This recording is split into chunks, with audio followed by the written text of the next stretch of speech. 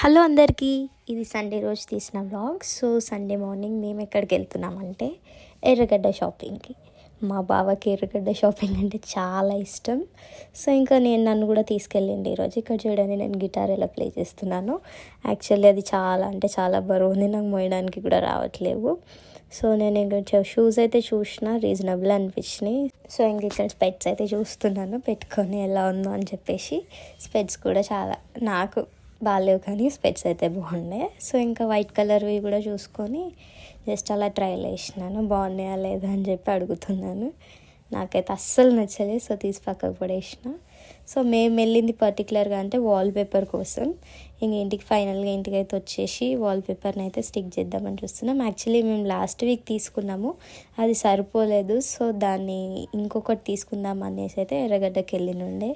ఇంకా మా బావ వాళ్ళైతే చాలా చాలా కష్టపడి వాల్ స్టిక్కర్ అయితే స్టిక్ చేసేసినారు.